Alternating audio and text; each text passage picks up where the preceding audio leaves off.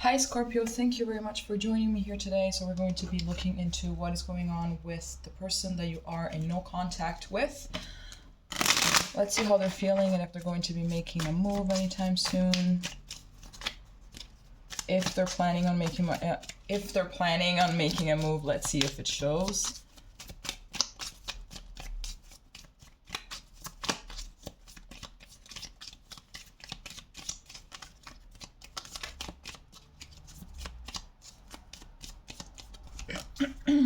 Okay. So here we have, I left you before you could leave me. I feel you leaving me behind.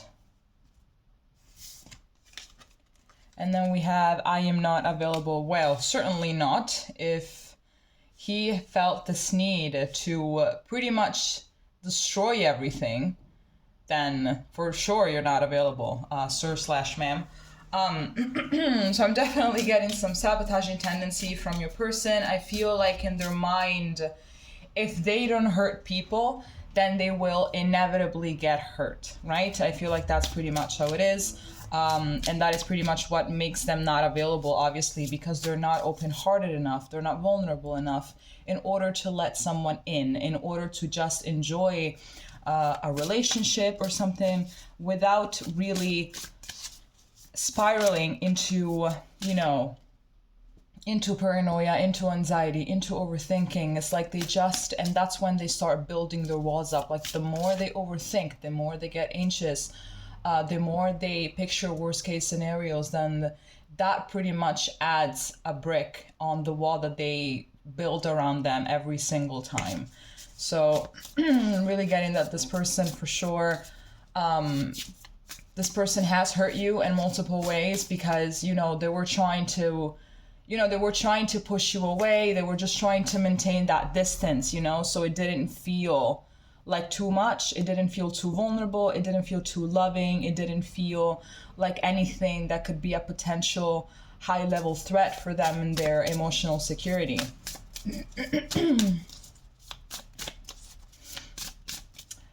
But I'm definitely getting as well that perhaps you guys had the this connection in which you could both feel each other's energy, and I feel like this person just hasn't really been able to pick up on yours anymore. So this is like, oh, I think that you're forgetting me already. I think that you're moving on.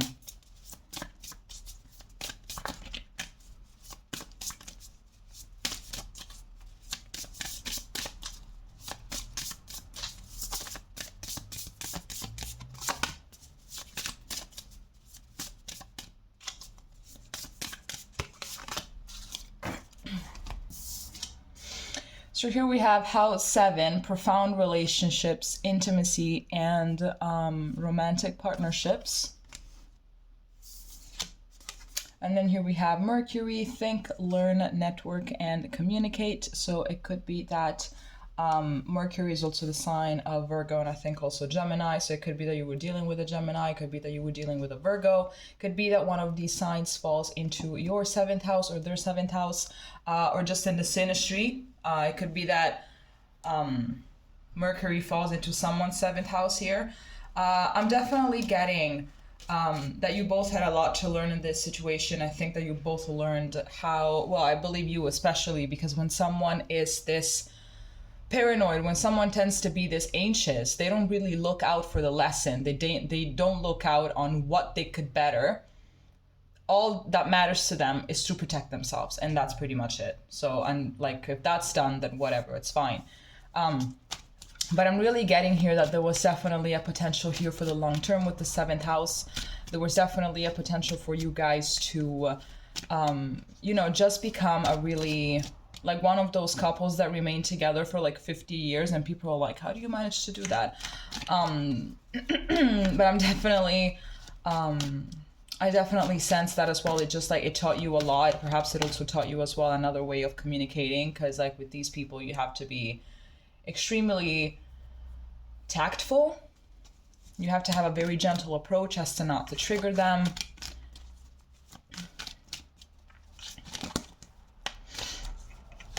But I'm really seeing here that I think that this relationship is kind of inviting you to think a little bit more logically, to think more with your head than your heart.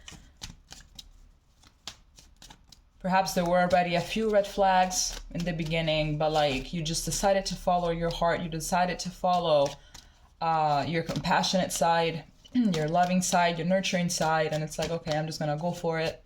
Even though there are quite a few red flags that I know are going to, you know, show up a little bit more aggressively down the line.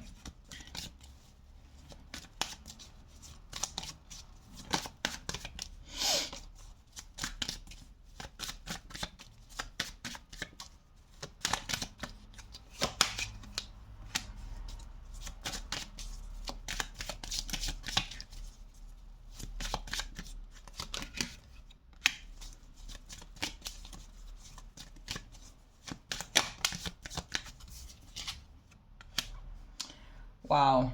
Okay. Absolutely. Here there is a lot of there's a lot of pain. There's a lot of anxiety. I believe that this person they really have this desire to take control of their life, so they can actually manage to come back to you in order to create this 10 of Cups ending. Because I feel like exactly when we're talking about the house 7th, it does talk about family. It does talk about a long-lasting relationship. It does talk about being like partners, very compatible partners, not just in relationships, but also in business, that can actually have the skills in order to build something that is going to last. So I really feel like right now your person is also, I think that sometimes they kind of try to, how do I say this? Like they try to dismiss all of these daydreams, let's say. I don't really believe that they're a daydreamer, but like sometimes it happens to all of us that we kind of just like daydream, especially when we broke up with someone that we had so much potential with. It's like, well, what would have my life been like if I would have married this person or something like that? And we just kind of get caught up in the daydream.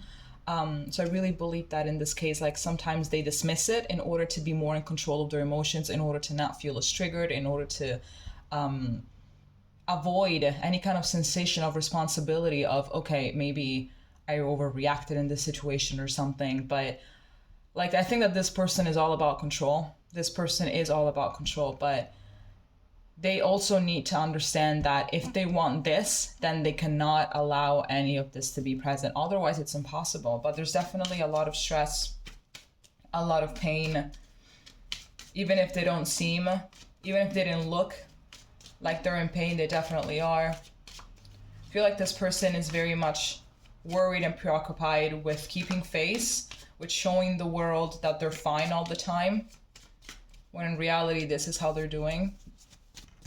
But like they know that if they want this 10 of Cups ending with you, they have to get their shit together. That's something that they definitely know about.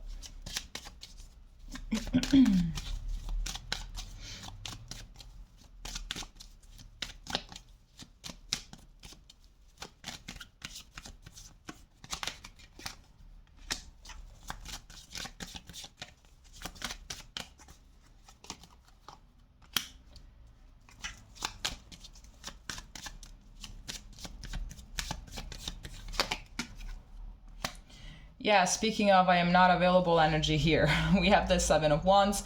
I think that they really want to reach out to you with this Page of Swords. I really believe that maybe if you guys haven't blocked each other on social media, they're definitely looking at your page to see if you already have someone else, to see how you're doing, to see exactly what it is that is going on with you. And I feel like sometimes they just look at your pictures, or they just, it could be as well that they look at old pictures on their phone. And it's like, man, I really miss Scorpio. I really want to reach out to them. I really want to, you know, but it's like this urge gets fought off by the thought that you might reject them.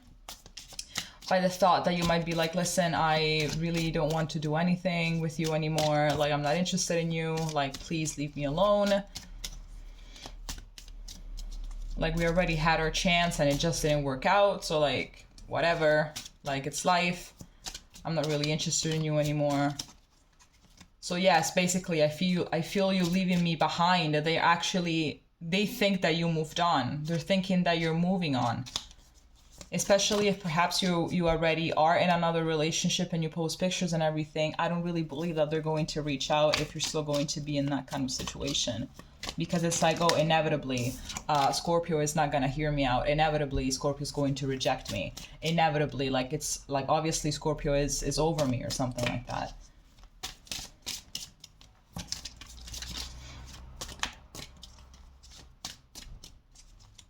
I feel as well that you guys were like quite different people. I feel like maybe you were a little bit more, like they were a little bit too impulsive or something like that, you know? Maybe they said things, they did things out of impulsivity instead of just thinking it through. Meanwhile, you just kind of sit back and you look at the situation for how it is and then decide how to progress forward. Which perhaps caused a lot of friction in the relationship, because it's like, hey, why did you say that? Why did you do that? Like it just kind of ruined things, right? Because of your impulsivity, because of your hot head.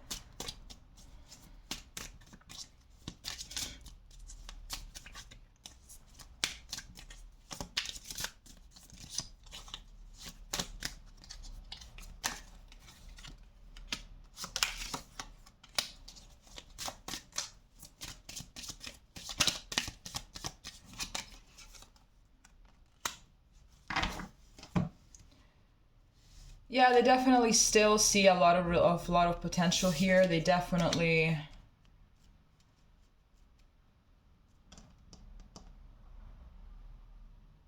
I feel like they can't really picture themselves being with someone else. Like, even if perhaps there will be karmics, there will be flings, there will be stuff like that, I believe that deep down in their heart, they can't really see themselves being with anyone else. I believe that they also feel extremely powerless in this situation.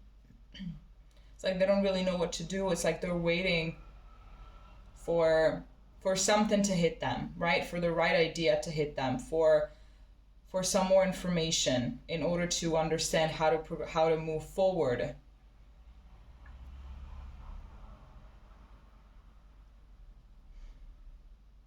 It could be as well that there were a lot of power struggles here, because this person, they like to be in control, so there were a lot of power struggles here as well, which is not something that you were really much into. But I think that you're not really into it, but if you're like pushed in a corner, you will obviously snap back. So it's like, if you're pushed far enough, you're obviously going to react.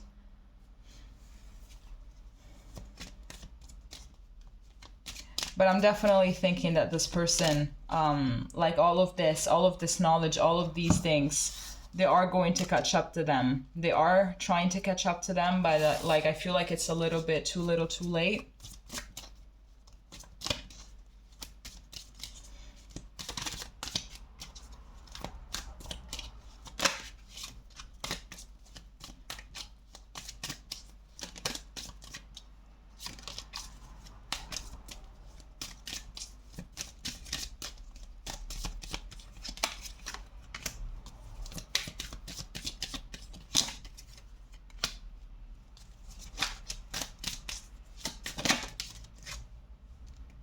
Could be that you were dealing with a Taurus. Could be that you were dealing with an Aries as well. I'm definitely seeing that this person, they definitely are thinking about commitment. I think that they really want to reunite, because here we have this Hierophant. I believe as well that in this moment of silence, there is a lot of, there's like a lot of information that is surfacing, absolutely, of what they really wanted and everything, because now they don't have to defend themselves from anything anymore. So it's like the walls are kind of coming down because there's no threat, because you guys are not together anymore. You're in no contact as well. So it's like there's no threat. So it's safe to come out of the cave and to just see the aftermath, to just kind of analyze the situation. I believe as well that you wanted more from them. Like you wanted some commitment, but at the same time, they were always, you know, because of their walls, because of their insecurities, because of a lot of other things. It's like they never really managed to either make this official, you know, or actually get engaged or move in together or have like a higher level of commitment. It's like they never really managed. I believe that you were really wearing your heart on your sleeve. You were communicating your desires. You were being very open. You were really being out there in the open and just like spilling it out. Absolutely. But it's like you always got met either with empty promises or with someone that just would like try to dismiss entirely the conversation or something like that. But I am getting that this person definitely wants to reach out to you, and I feel like they will eventually, perhaps when it's going to be Aries season or Taurus season. I don't think it's going to be happening anytime soon, but even though all of these things happened, I think that they still view you under a very positive light. I think that you've been very, very patient with them, very kind with them. You've been very compassionate with them and understanding, and they can see that. It's not something that they were seeing before, because they were so blinded by the fear of getting hurt. They were so blinded by the fear of getting abandoned that it's not really something that they were seeing. All that they were seeing was a threat, and that's it, a threat that they had to defend themselves from. But now that you're not around anymore, it's like, okay, I can see Scorpio for who they really are, basically. Okay, Scorpio, there's all that I have for you today. If it made sense, please leave a comment, and we're going to be seeing each other next time. Okay? Bye-bye.